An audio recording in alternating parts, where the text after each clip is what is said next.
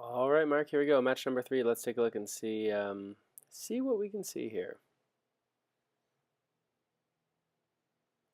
So actually, I kind of like that fact that you use that drive. In the previous matches I watched, you almost always relied on third shot drops, and I do think that it's important to sort of keep your opponents guessing and to test them out, right? To challenge them to see whether they can handle your speed. So I'd encourage you. You've got a good drive. I'd like to see you keep using it.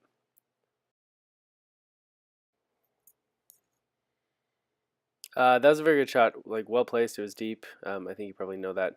Again, one of the things you do well is you get up to the line quickly, and so you get rewarded for that one. So um, it's good.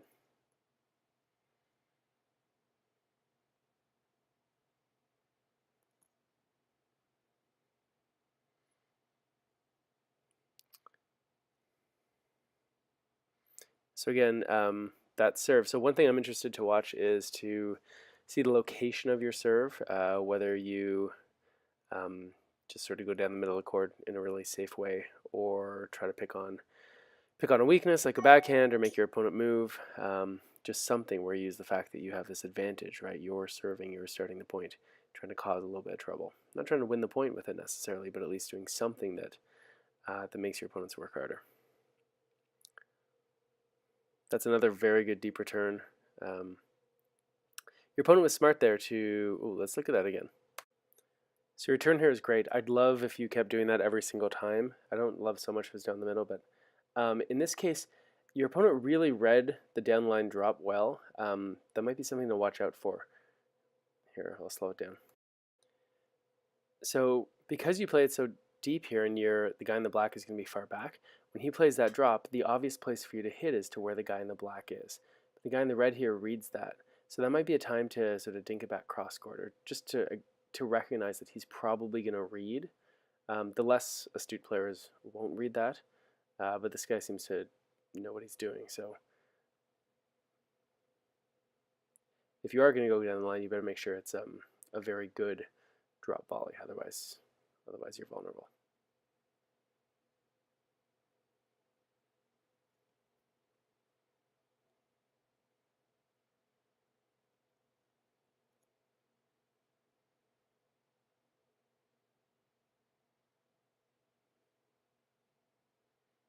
So that's one thing I'd love if to see you put a little more pressure on when they're hitting third shot drops to your opponent, um, to like add another good return. Excellent.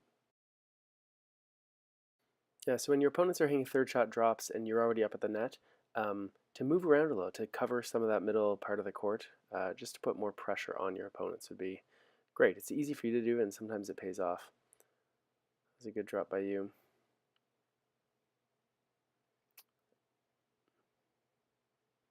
Okay, so those high dinks are not good enough.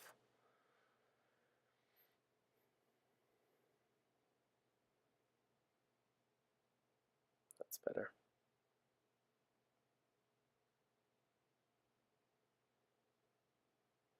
And I've watched you a few times now, and you're a good player. You're a strong player, and the real difference that separates good players from the really good players is just your ability to do the same thing again and again and again, right? So in that case, you received a high ball on your backhand, you put it down low. It's great, um, and so being able to do that consistently without missing, that's the key.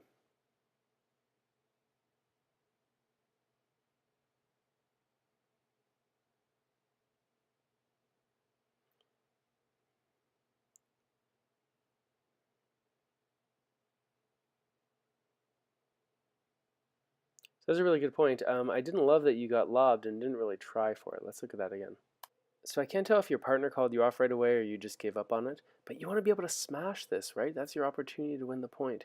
So this is where we talked about in a previous video the footwork, right? Learning to use those powerful crossover steps to get back, because otherwise you turn what's an offensive opportunity, right, being able to smash the ball, into a defensive one where you have to play a lob. So something to consider. Like, you can't get to every single one, but I don't know, it seemed to me like you bailed out pretty early on that one.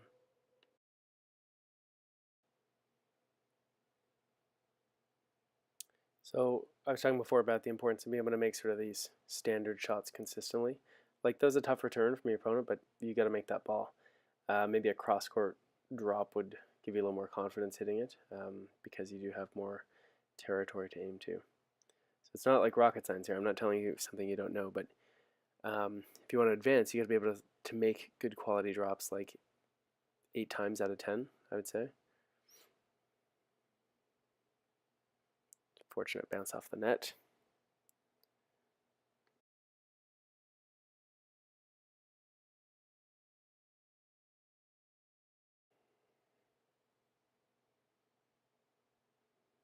That's a better drop. Okay. So again, I'm not sure why you're using the down the line here. Are you picking on the guy in the black shirt? If you are, then that's fine. But otherwise, I think a lot of people, they have a habit that they hit straight ahead all the time. But knowing that you've got so much more territory to work with on the cross court, maybe it's worth making that your habit.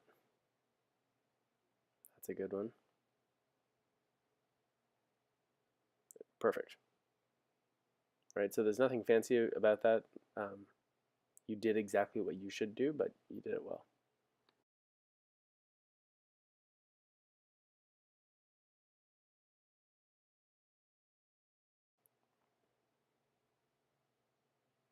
That's the drop I'd like to see every single time.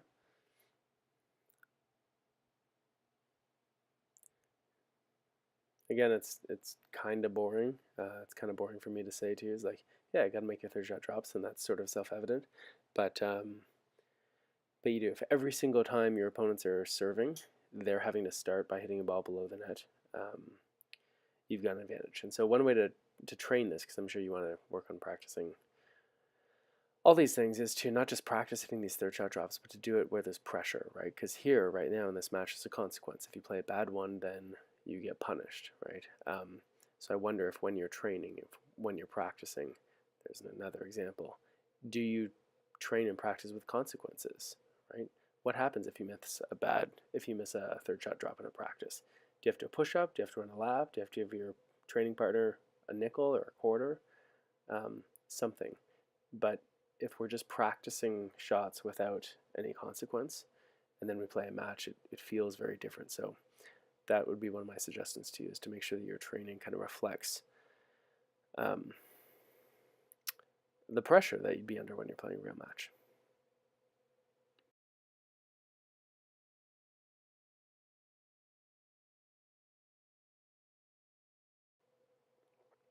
There's another drop that was not good enough.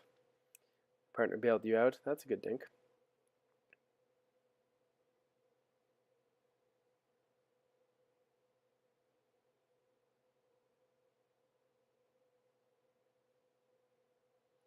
I guess one of the things I do like is you are like really engaged in the point, even when they're hitting to your partner.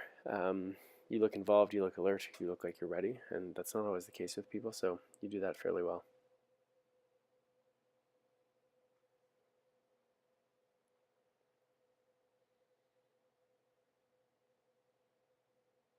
That drop was decent. Again, I don't know why down the line. You're going over the high part of the net. You're going to a position where your partner's trying to ernie you. He's the tall guy. Like, to me, that's just poor shot selection. I don't know, maybe if you were sitting here in the room with me, you'd explain to me why you're making that choice to go down the line, but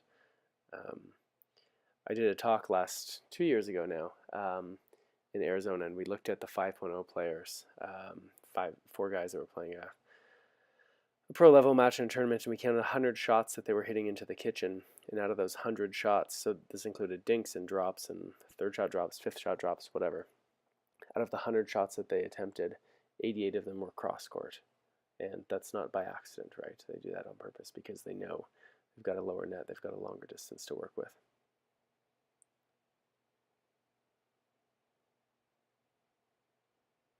Again, you went down the line and all of a sudden you're in this fight. Let's look at that again. Yeah, so, I mean, here's an example, right? Where you're playing over the short area, the high net. It's unless you really want to pick on this guy in the red for some reason, this is not a smart shot. You can make it, I guess, but you've got to be so tight to the net. You got to be so low. It's just hit that ball cross court.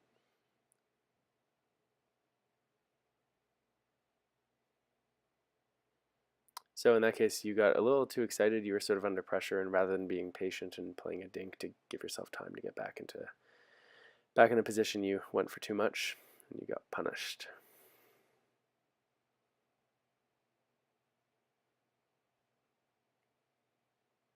Yeah, so let's look at you again. Hold on. So just notice how you don't really move at all right now. You're just sort of covering your space. And imagine if you were your opponents. You'd be someone who I wouldn't be worried about. And as long as our serve is deep and the other guy's way behind the baseline, that's going to be an easy cross-court drop. But imagine if you covered more of the middle, if you moved around a little bit, you put at least a little more pressure on those guys.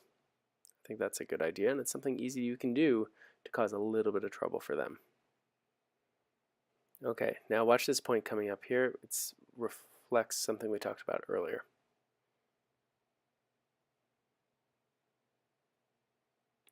So the guy in red is good at anticipating that you're going to hit this dink down the line to the guy who's farther back. You need to anticipate that he's going to anticipate this. So either you've got to play a way better dink than that, or realize that he's going to come across. It's kind of obvious that you're going to hit to the open court, like most people would. So that might be a good time to, if you don't see him moving, to at least recognize that he's done this before, that he's an astute player, he knows what he's doing, and he's probably going to take that down the line.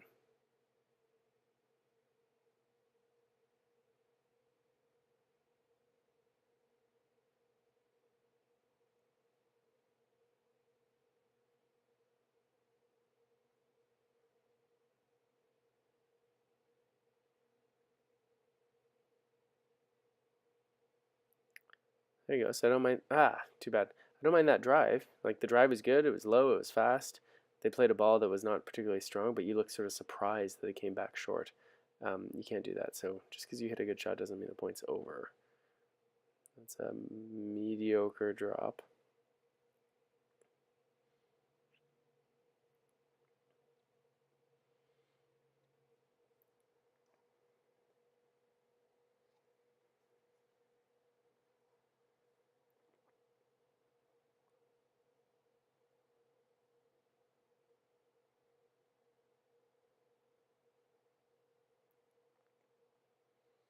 And that's one of those balls, like I don't want to harp on it, but that's one of those balls you have to make. Like, you know, yeah, it's low, but it's to your forehand, it's slow. Like, that's a makeable ball. I know you can make that ball. So whether it's a focus thing or something else, I'm not sure. But to me, that along with these third shot drops is sort of one of kind of the next steps for you to take, is to make it so that those aren't just shots that you usually make, those are shots that you always make. By always, I mean like 90% of the time plus. That's better.